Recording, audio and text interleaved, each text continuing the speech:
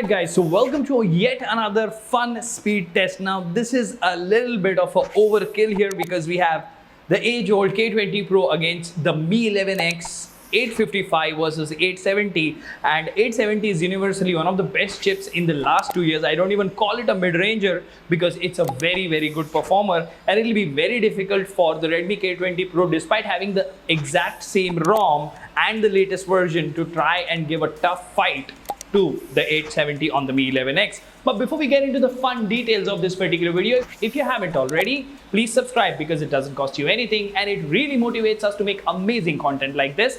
Without further ado, hello awesome people, welcome to PhoneOps. My name is Kailash. Let's get going.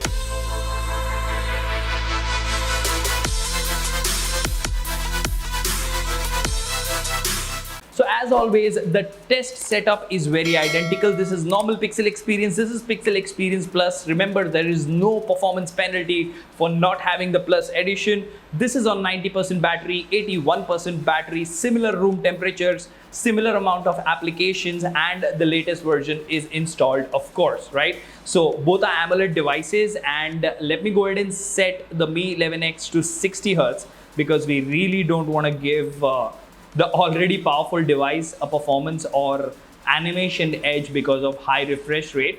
So we're going to set it to 60 and 60, and of course we're going to go to the main screen and disable screen rotation.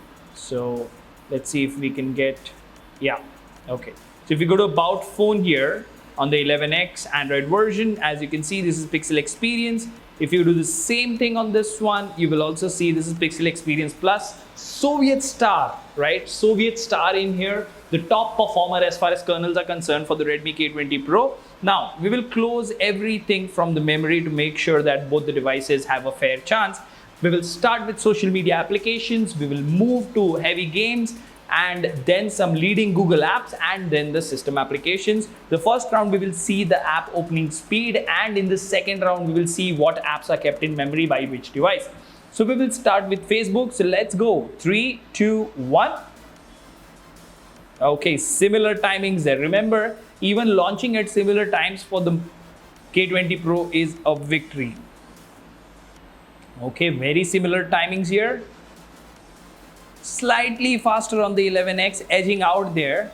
Yes, once again slightly faster. Asphalt 9. Now this should show us a considerable difference among the two devices, because that's definitely more than a generation worth of difference among the two phones.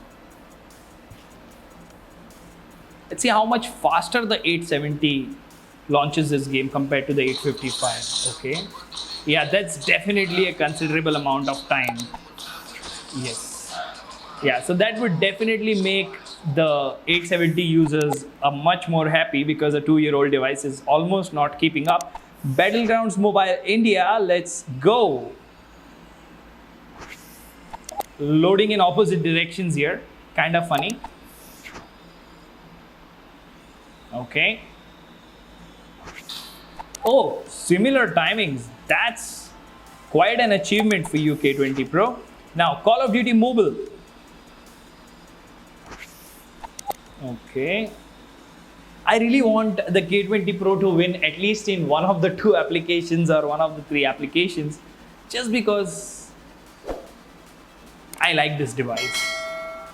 But let's face it, raw power is raw power. Slightly slower on the K20 Pro. See what software can do, right, Among Us? Okay.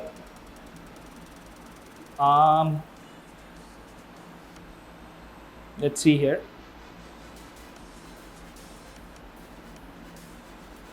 Okay, we have a black screen. I don't know why Among Us is doing that today. Now we move to Google Apps. Okay, so Play Store, similar timings there. Google Mail, similar timings there. Slightly slower on the 11X. Photos, faster on the 11X.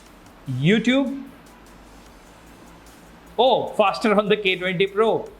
So phone application, faster on the K20 Pro. Messaging, similar timings there. Google Chrome, faster on the K20 Pro. And the camera app, faster on the K20 Pro. Wow.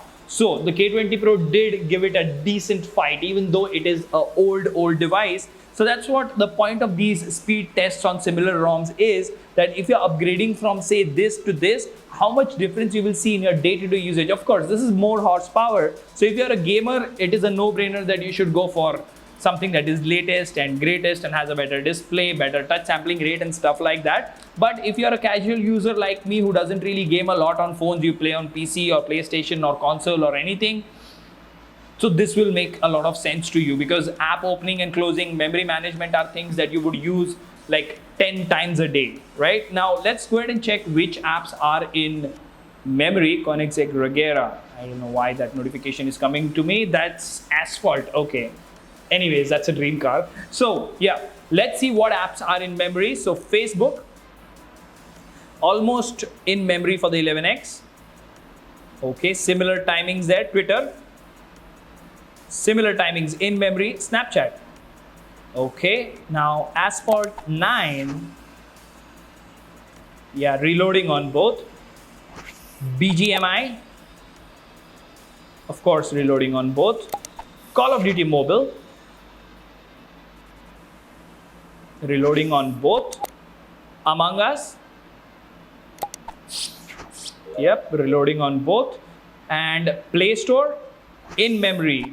Google Mail, reloading. Photos, reloading. YouTube, reloading. And phone application, reloading. Messaging, well, reloading again. Google Chrome, in memory. And camera application, faster on this one. So, most of the time, the memory management across all the three devices on Pixel Experience is almost exactly identical and same. The app opening speeds are almost identical and same. So, if you are on MIUI on an older device and you have the option of getting a decent ROM like Pixel Experience, it would make a lot of difference to install one of the latest custom ROMs, because they will give you very good performance in terms of app usage and daily usage in terms of ROM smoothness.